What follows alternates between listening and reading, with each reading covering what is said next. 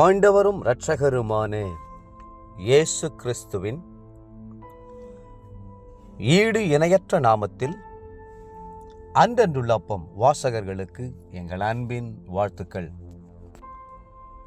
2024 ஆண்டு டிசம்பர் மாதம் 19ஆம் தேதி வியாழக்கிழமைக்குரிய தின தியானம். இன்றைய தலைப்பு அபிஷேகத்தால் நிரம்ப வேண்டும்.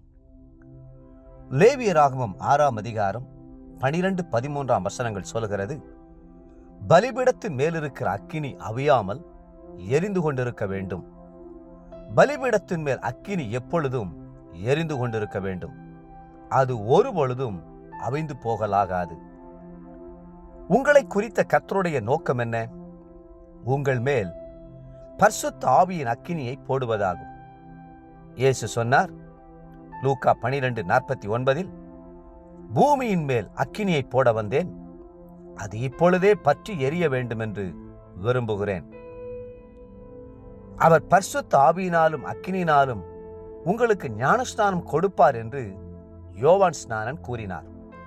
மத்தேயு 3:11. நீங்கள் அபிஷேகத்தையும் அக்கினியும் பெற்றுக்கொண்டது மட்டுமல்ல, எப்பொழுதும் அக்கினியாய் ஜீவிக்க வேண்டும். வேதம் சொல்கிறது, ரோமர் 12:11, ஆவியிலே அனலாயிருங்கள். 1 தெசலோனிக்கேயர் 5:19 சொல்லுகிறது, ஆவியை அவித்து போடாதிருங்கள். ஒரு தீபத்தை ஏற்றி வைப்பது எளிது, ஆனால் அது அணையாமல் பாதுகாப்பது கடினம்.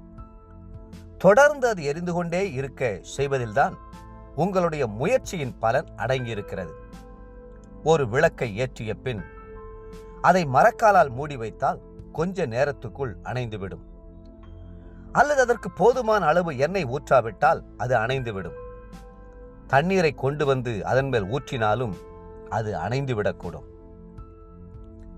அப்படியே ஜெப ஜீவியம் குறைவுபடும் போது அபிஷேகமும் குறைவுபடும்.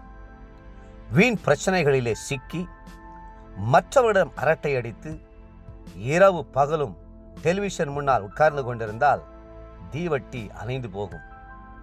ஜெப நேரத்திலே, துதியின் நேரத்திலே, கர்த்தர் சமூகத்தில் காத்திருக்கும் நேரத்திலே ஆவியானவரின் அக்கினி அபிஷேகம் நம்மேல் ஊற்றப்படுகிறது.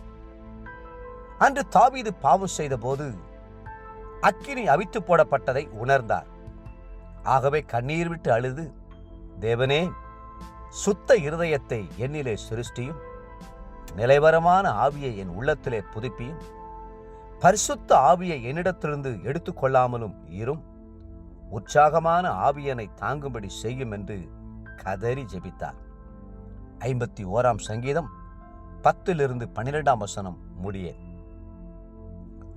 தூய அகஸ்டின் என்ற பக்தனை குறித்து நீங்கள் அறிந்திருக்கக்கூடும். அவர் கர்த்தருடைய அழைப்பை பெறுவதற்கு முன்பாக அசுத்தமான வாழ்க்கை வாழ்ந்து கொண்டிருந்தார்.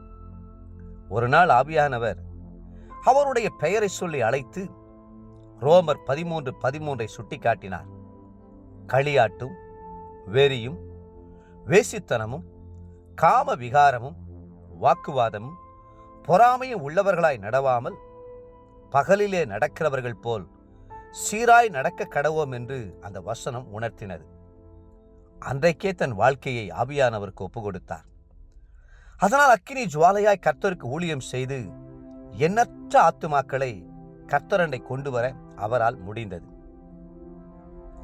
தேவப்பிள்ளைகளே, நீங்கள் பெற்றுக்கொண்ட அபிஷேகத்தையும் அக்கினியையும் அனல் மூட்டி எழுப்பிவிடுங்கள். ஆவியிலே அனலாயிருங்கள். இன்றைய நினைவிற்கு 2 நாளாகமம் 7:1. சாலமோன் ஜெபம் பண்ணி முடிக்கிற போது அக்கினி வானத்திலிருந்து இறங்கி சர்வாங்க தகன பலியையும் மற்ற பலிகளையும் பட்சித்தது. கர்த்தருடைய மகிமையும் ஆலயத்தை நிரப்பிற்று.